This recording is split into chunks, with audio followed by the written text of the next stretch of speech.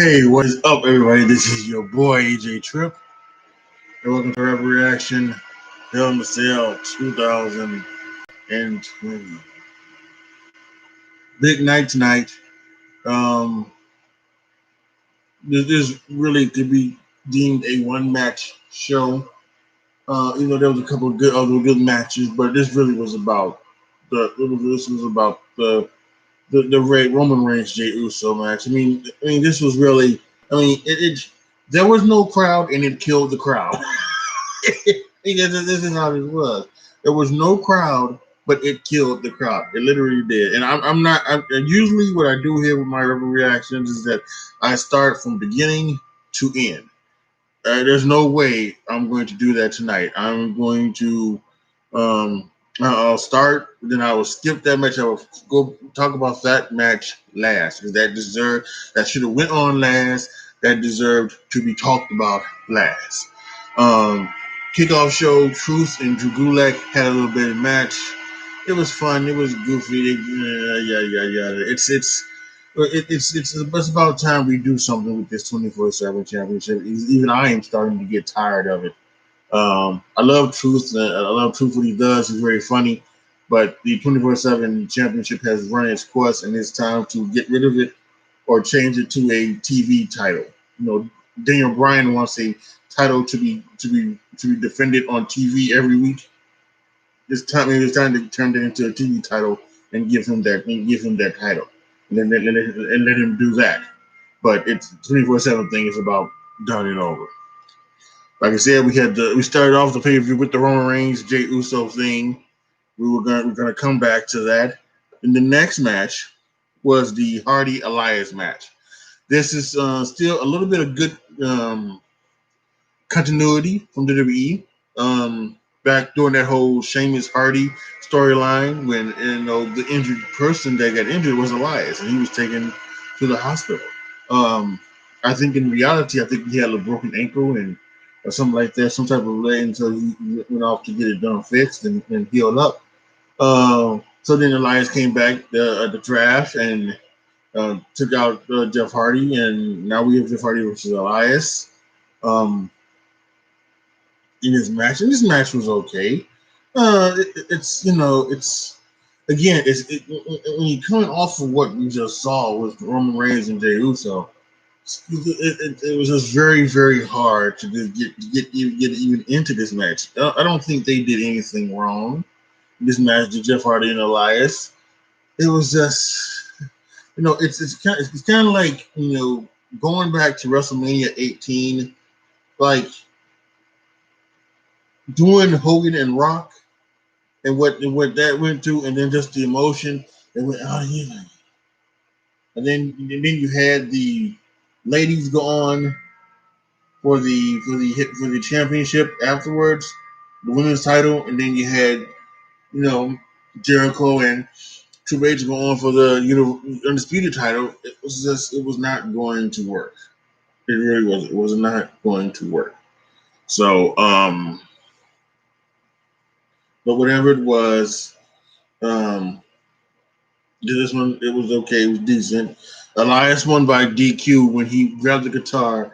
Hardy took the guitar and hit him over the back with it. So this feud will probably continue as we continue on. Although maybe it won't continue because we're coming up on Survivor Series where all the feuds stop seemingly, and then it's brand warfare, Raw versus SmackDown, and so we'll see what that's about. So yeah, last one by DQ.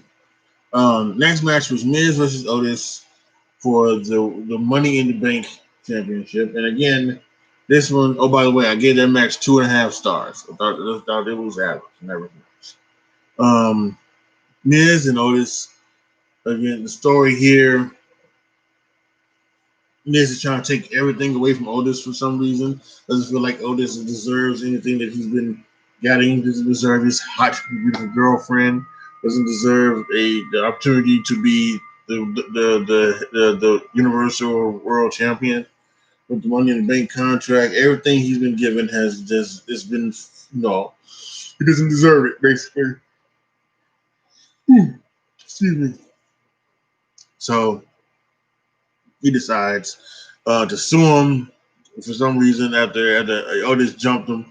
He sues him, and then he bribes JBL, who's the judge, to give him a match here at Hell in a Cell. He wanted to become the main event champion.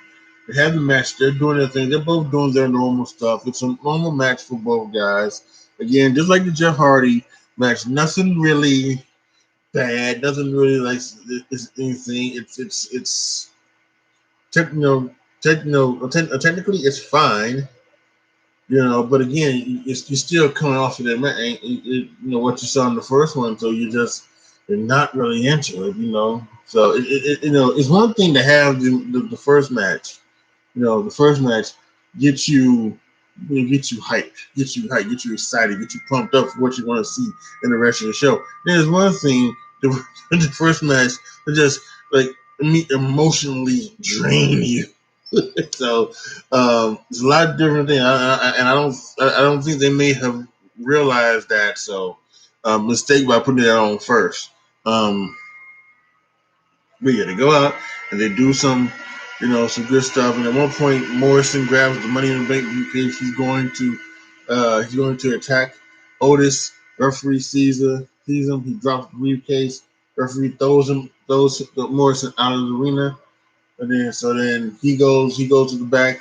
Tucker picks up the briefcase, and as soon as Morrison dropped the briefcase, I knew what was happening. Tucker was getting ready to turn on Otis, and yes, he did. Tucker turned on Otis, got the briefcase, hit Otis with it. Miz covered him 1, 2, 3. Miz is the new Money in the Bank champion. Money in the Bank holder. I just not champion. He's not champion just yet. Interesting fact, I was listening to the Wrestle Talk um, watch along as they were doing this, and I think you mentioned the fact that Survivor Series, the day the Survivor Series happens, that's November 22nd. That will be the day to the exact date 10 years ago from when The Miz, same date, beat Randy Orton for the WWE Championship with Money in the Bank briefcase. So, as we move on, take with that what you will. As we move on, we go to the second Hell in a Cell match of the night. It's Sasha Banks versus Bayley. Now, this should have been on first. This would have been one that should have gone on first. This would have got everybody into it and things like that. It would not have emotionally drained you. Um, they did some great stuff here. At one point, I guess Bayley, she can't undo the tape. She for some reason is trying to duct tape 2 kendo sticks and put them in between the cage and the thing, and it doesn't work. And she almost looks like so defeated by it. She's like, so that doesn't work. So. And they never come back to it either. Never come back to it. So she goes, and then Sasha Banks does the fire extinguisher spot, which is a classic in professional wrestling brawls. Blinds the other guy. So really solid good match from these two. Love the story told. I can understand why some people may have wanted may not have wanted Sasha to beat Bayley because they figured out that Sasha winning should be the end of the feud. It should actually be the end of the feud. The feud should not move on, and it doesn't seem like that. This seems like a feud that should end at WrestleMania, right? So winning this feud tonight is, isn't something that seems correct. But we saw what they did with Sasha Banks and Charlotte Flair, right? They feuded the almost entire 6-8 months, switching the title back and forth until the roadblock into the line when they had the the Iron Woman match, and Sasha lost, and she couldn't fight for the title ever again while Charlotte was holding it. So it's I think they might do something like this where they'll do the same thing until WrestleMania. So, but good match. Sasha won. She locked Bailey and then inside the chair. She was stomping on Bailey in the chair, stomping on the chair while Bailey the chair was around Bailey's neck, and she was in the bank statement. Bailey tapped out. Sasha Banks won, becomes the new SmackDown Women's Champion. She's the first time ever. She becomes I believe, what is it, a six? She becomes a 6 or 7 time champion. She won the Raw Women's title, so many times, and then this is her first SmackDown Women's title, but she's won the championship a lot. So kudos to Sasha Banks. This one was 4 stars. I thought it was really, really good. That was really, really good. And just for shits and giggles, Miz and Otis were 2.25 stars. So then next, they decided to make a U.S. title match. The U.S. title match between Bobby Lashley from the Hurt Business, and Slapjack from Retribution. And Bobby Lashley beat Slapjack in pretty easy fashion. I get down 1 and 3/4. You can actually make this 1 1/4. It really wasn't very good and anything like that. So 1 1/4 star, and yeah, I'm not sure what they're doing with Retribution. I'm not sure what they're doing. They've come out and they lost their first matches, and and they get dunked on by the Fiend and everything like that. So I'm not sure what necessarily what the WWE have in store for Retribution. When I can't get them going outside, but I'm not sure what they have in store for Retribution nowadays. Um, I'm not sure what they have in store for Mustafa Ali, but I'll still wait and see. I'm still not going to say that they're getting buried. I'm not going to say that they are useless. We'll see what could happen, what could come from this. See if they can turn this around. And then we have the main event, which should have been the second cell match: Randy Orton versus Drew McIntyre. And listen, guys, if you guys have watched my prediction show, you watched some of the That's the Shoots. It's for me, it just makes sense. It made sense. It made sense at SummerSlam to do it. But I understood why you didn't pull the trigger at SummerSlam.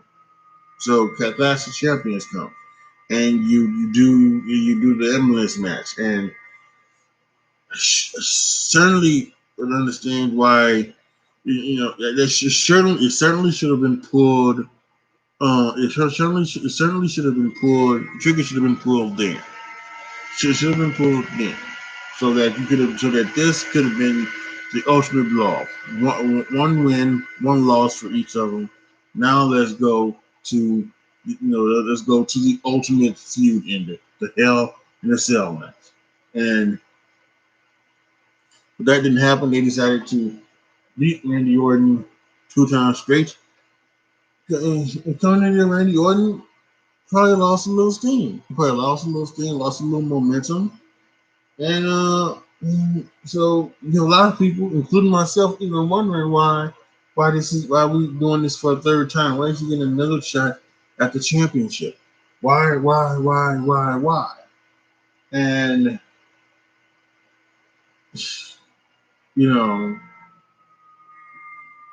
so I just don't know.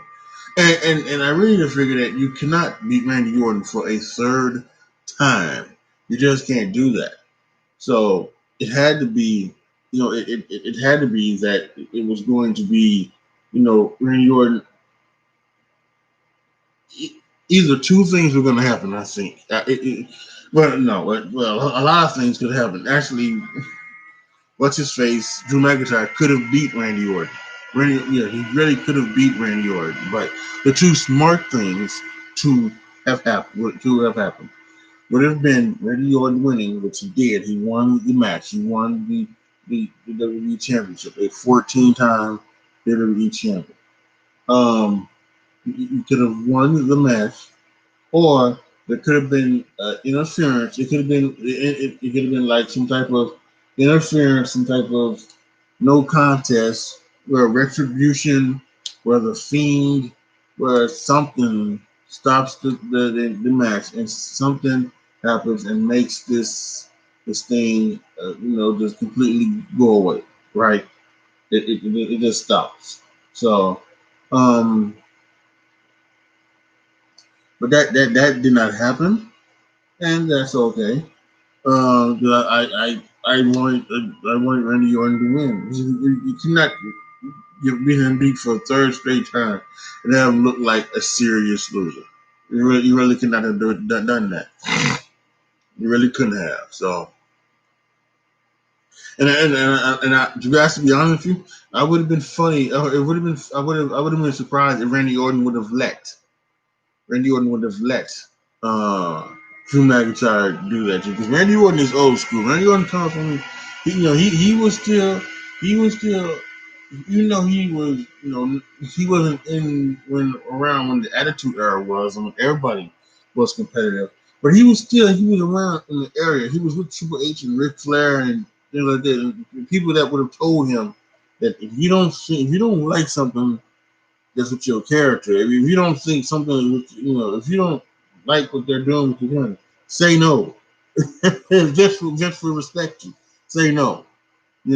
So sometimes some people out there, the people out there, the wrestlers, they don't really, from what I can tell, they don't necessarily, it doesn't necessarily seem that they really say no to Vince and his crew a lot.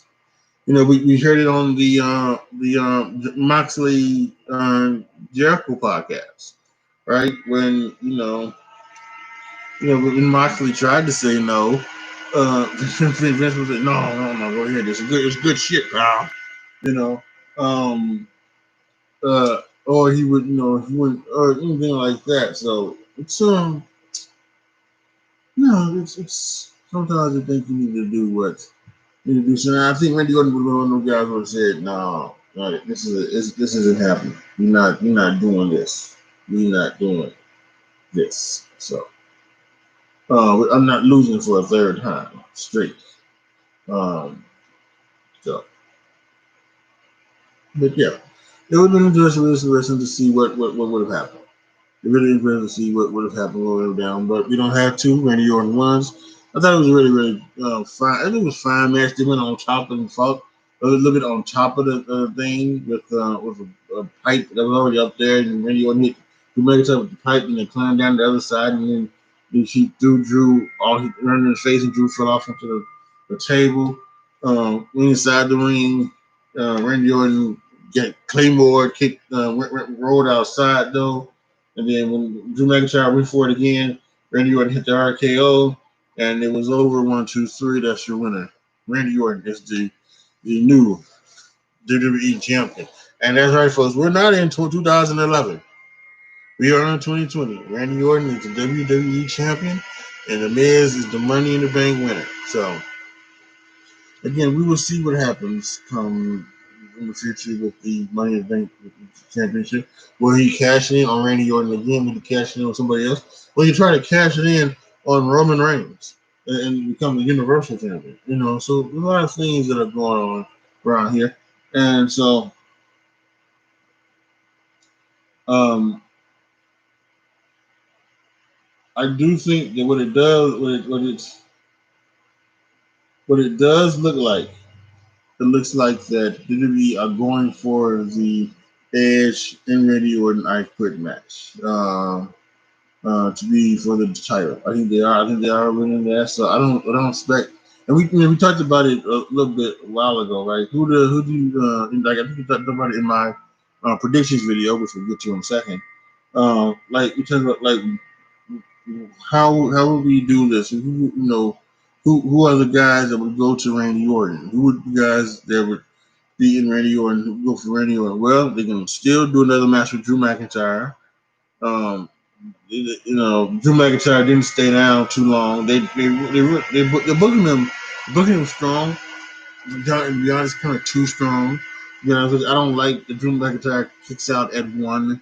If nobody else is going to kick out at one, Drew McIntyre should kick out at one. At early things, I don't like that. Um, but he got RKO, and the Randy Orton was on the ramp, and he was hugging the WWE Championship, and Drew McIntyre he wasn't up. He was still kind of selling his injuries, but he was up, and he was like reading her, looking at Randy Orton like and like, I can't believe you beat me, Randy. So I think that's so I think that might be a little bit too much. So they could do him again. Again, we talk about Keith Lee, Jeff Hardy, a few others they can do. I think the way they will do it is that maybe what they will do is they will do like is that they will do that match at they will do the Raw versus SmackDown stuff for Survivor Series. It will be Roman versus Randy Orton, which should be awesome. Then we probably have a table ladders and chairs match between Orton and McIntyre. Um, then we would probably have as the Rumble. I want to say Orton and Hardy. I want to say Orton and Hardy at the Royal Rumble. Again, 10 years ago, we had Orton and Hardy at a Royal Rumble.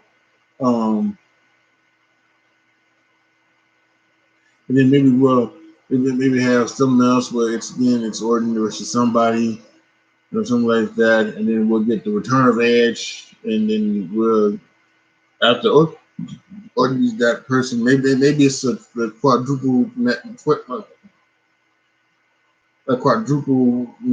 4-way match.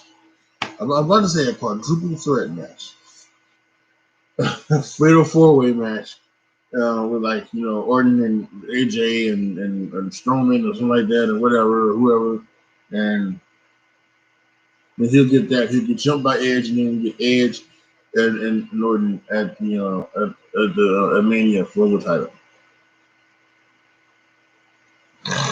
So, yeah, I think that's the way we're going to see it. So, all in all, by the way, what am I doing? I'm getting ready to end this. Guess what, guys? We need to talk about the I Quit match, the Hell in a Cell match.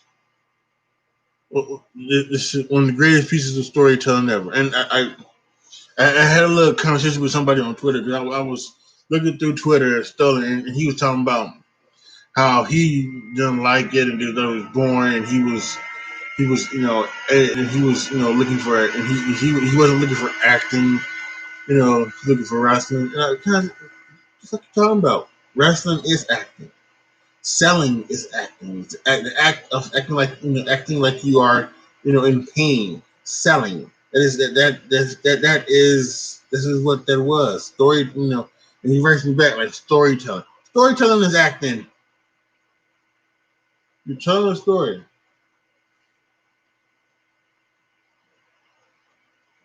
Yes, and that's the storytelling comes from the selling, because it comes from the acting. Don't be a moron.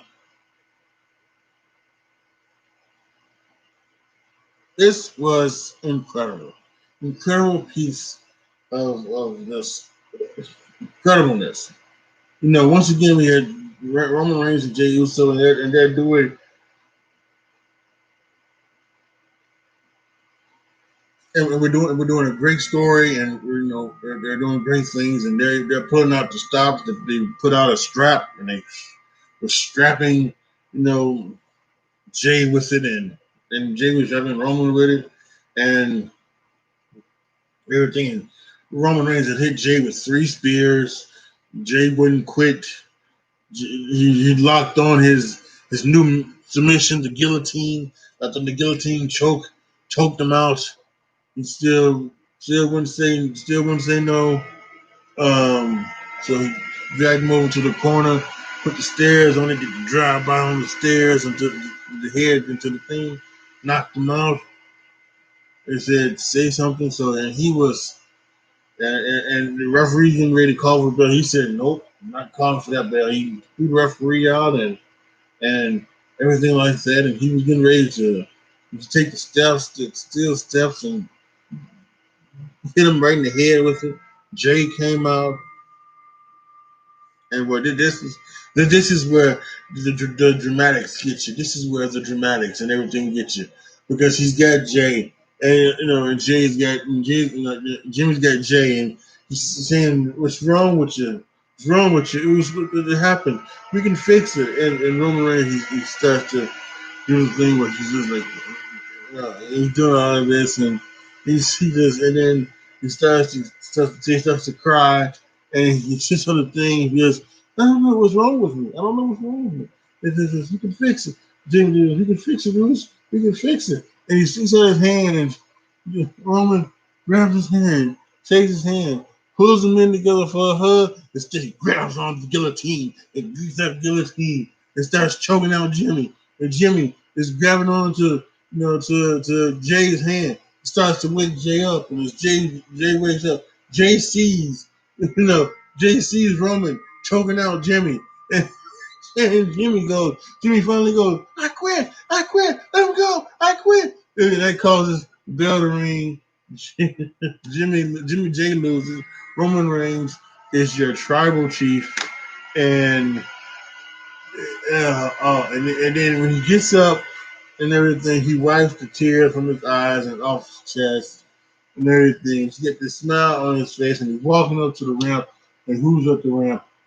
Alpha and Sika, his father and his uncle, and they have the lay, and they give him the lay, and he is the head of the family. He is the tribal chief, and he is up there, holds up the WWE Championship, and Jimmy and Jay is just crying into his arm and into his head. He can't believe it, and it is just beautiful piece of storytelling that is just amazing. It is 5 stars. It is incredible.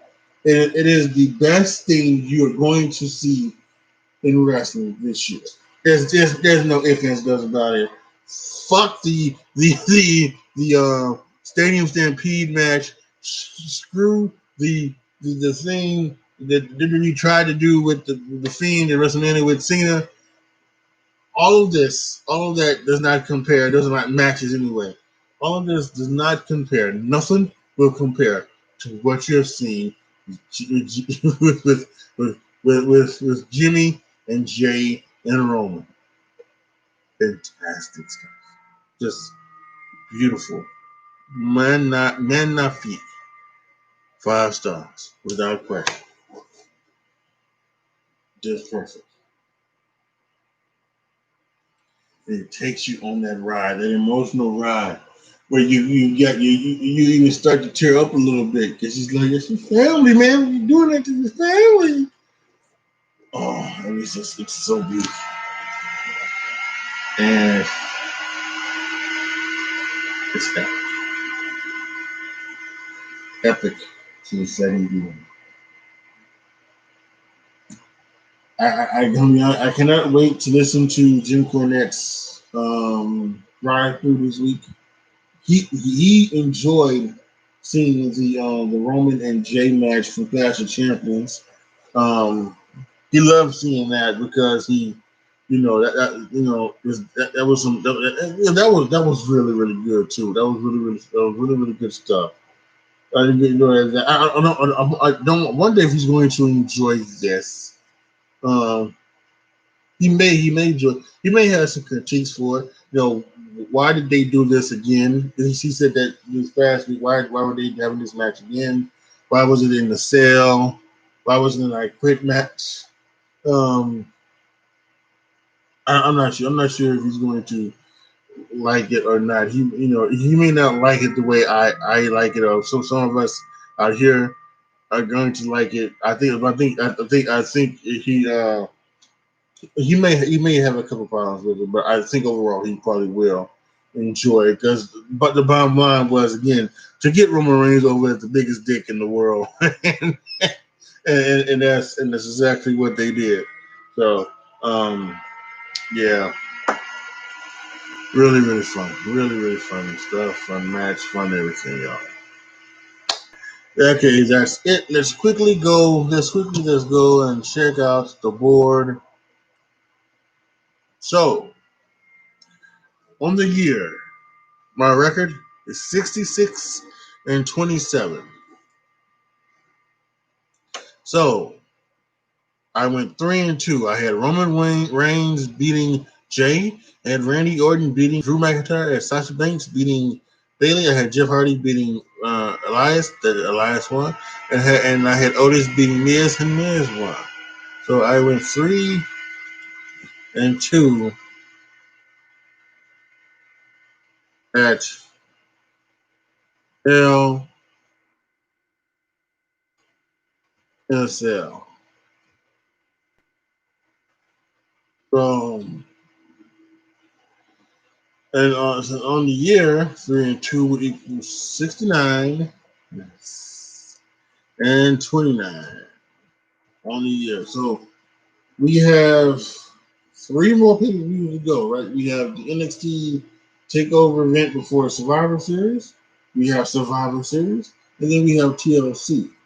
I would believe. So we have three more events to go. And at those three events, we will see what my first year of keeping my predictions. As I've done predictions in the past, but I haven't kept a record of it. So we're keeping the record of my predictions, and I would end up.